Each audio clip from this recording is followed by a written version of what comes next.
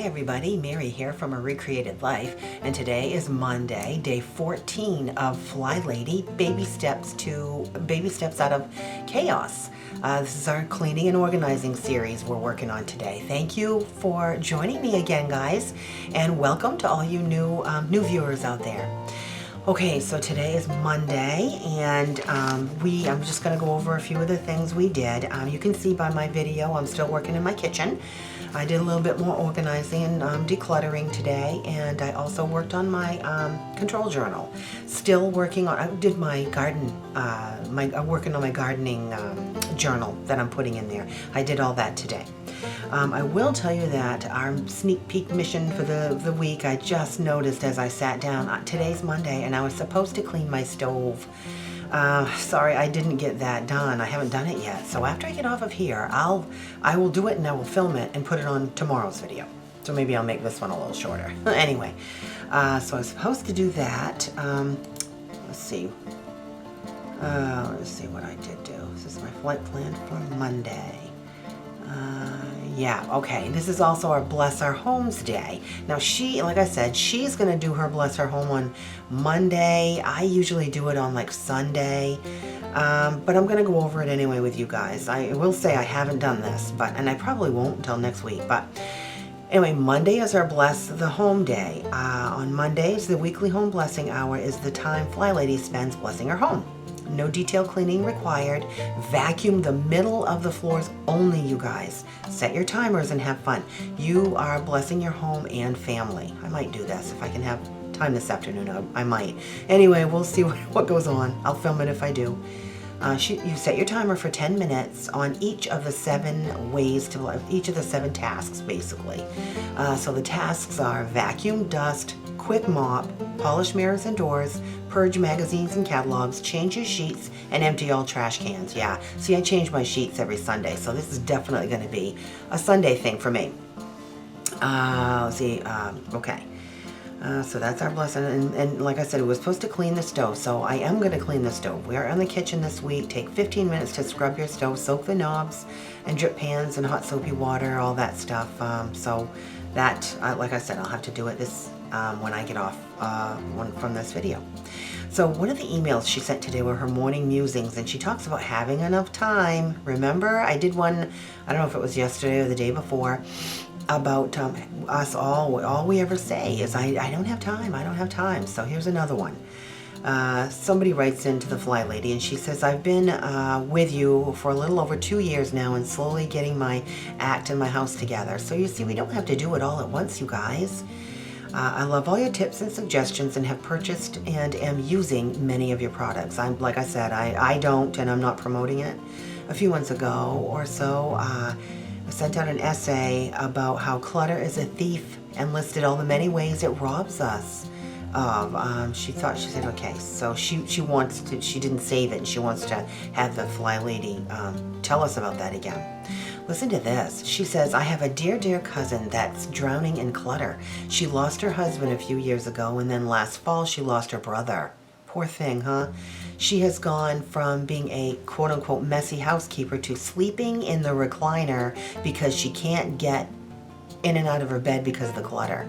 She has so much clutter piled on her bed she can't even get in and out of it. Sleeping in a recliner, isn't that something? She got a rat terrier dog last year to help keep down, get this, the mice and snakes in her house. Isn't that disgusting? Bless her heart. I love her dearly, and it just breaks my heart to see her struggling the ways that she does. Isn't that awful, you guys? She has obviously let her depression get the best of her, and she needs some help. Remember, Flylady started out that way too.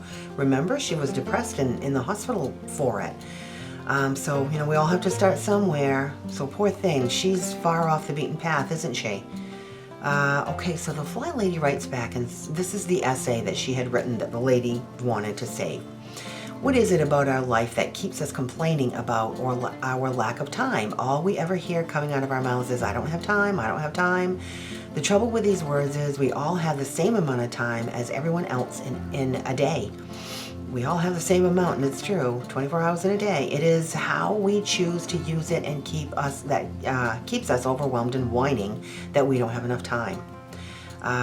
We overschedule everyone in our family, and as a result, you are the one who is responsible for transportation, or at least making sure everyone is where they need to be. Then factor in your work schedule, and all of a sudden, you start to feel and hear those words creep out of your mouth. Procrastination is not a thief of time. It is you. You are responsible for the overwhelmed feeling that has become part of you. You have been living off a steady supply of adrenaline, and your body has been paying the price. Not to mention your home. It is time that we stopped this vicious cycle and gained control over our schedules. Okay, let's see. We are not superhuman people. We need our rest. When we begin to feel the push of not enough time, we compensate by staying up late to make more time. When are we ever going to learn that we cannot manufacture more time? This only robs us of the precious rest we need to get us through our already hectic days, but it makes us grumpy to boot. So true. So we are running around with no sleep, on no sleep, with the pressure of our jobs, homes, and varied appointments pulling at us every second of every day. There is a way to get off the frantic merry-go-round. It involves looking closely at our attitude. When you hear the words "I don't have time" come out of your mouth, I want you to stop right then and there and change those words to "I do have 2 minutes." So when you want to say "I don't have time," say "I do have 2 minutes." Set a timer and do what you can right then and there. I know you are saying, "But I don't have time." Yes, you do. And it is time that you found out just how much time you really do have. If you would take all of your "I don't have time" moments out of whining and use them to your advantage, then you would be so surprised at what you can really have. Have you ever done a simple exercise of taking a week and dividing it into 7 days with 24 hours in each day? This is an informative way to look at your schedule. Don't say "I don't have time." Take a piece of lined paper and make 7 columns. Use the lines for the hours in the day. Now color in your sleep time in red. Make sure you get at least 7 to 8 hours each day. Next, pick a color to block in your work time. Then look at your calendar and block in family time, dinner time, morning routine time, and before bed routine time. Now look at all the leftover blank spaces. There you go. That's a really great trick. Now you can see just how much time you really do have in living color. I love that suggestion. That's a great thing to do. Now you have to figure out what is making you feel like you don't have time. Is it your home that's pulling at you? Is it the clutter that's robbing you of precious hours? Or is it your computer that is stealing you away from your home and family? It could be the television. Oh, I'm notorious for that. I've sincerely thought about getting rid of my TV because it's such an addictive thing for me. You have to decide where those other hours are going to be spent. The words "I don't have time" are just another way to whine about the pickle we have put ourselves in. Isn't that true? Start by looking realistically at what you can do right now, and don't allow yourself to get stuck in the "I don't have time" rut of life. Life is passing you by because you refuse to look at what you do have for time.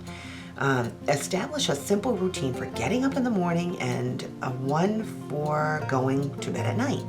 This will help you operate on autopilot. You can do this and you will be surprised each day at how your home's looking. Oh, yes.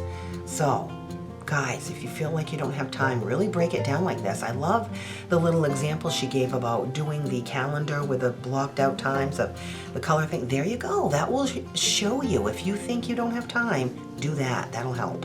Okay, so September's habit number 9, a great way to start the day. So she's talking about morning routines and before bed routines. As one of your haphazard followers, I'm good with many of your habits, but neglectful or resistant to others. But the before bed routine habit is definitely one that makes life easier.